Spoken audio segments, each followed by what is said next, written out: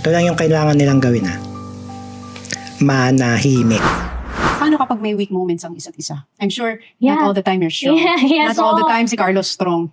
pray Paano? po talaga. Nakahiga or naka-sit down po kami and we would hold hands and we'd just pray. Tapos palagi kami pong may frequency music, parang healing music po na pinapatugtog pag kahit wala kami ginagawa. Nasa bahay lang po siya, nakatugtog lang siya, matutulog. Pagkagising, nandun pa rin na nakatugtog lang siya. Oo, dapat meron kang kahit papaanong i-keep na spiritual life for you, for your own sanity. Yeah, yes. To keep po. you sane and also to keep you grounded and focused on Yeah. what's real and what's not real. Yeah, yes po. Kasi Kaya minsan ang hirap i-differentiate na. sobra po. Mhm. Kasi sobrang ma-social media na yung mundo ngayon po. At saka yung trabaho mo is a content Yeah, creator. yeah.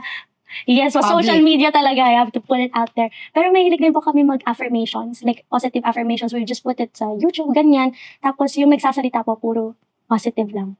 Na I can do this, my dream is ganyan. Ano yun? Ito, easy lang naman to eh. Kung gusto nila talagang matahimik na buhay. Ito lang yung kailangan nilang gawin manahimik. Kung content creator ka, edi mag-focus ka dyan sa gusto mong content. Yung mga music. Saka ano ba talaga yung content mo o yung niche mo? Music ba? Pagpapasexy ba?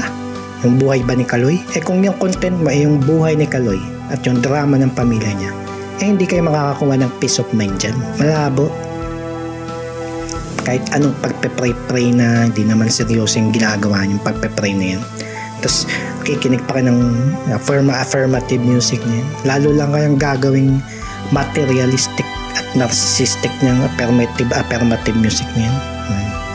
Kunin mo tong bagay na to. Yung goal na yan. Takwil mo yung pamilya mo para makuha yung bagay na to. Diba? Goal lang ng goal. Kalokohan yan. Affirmative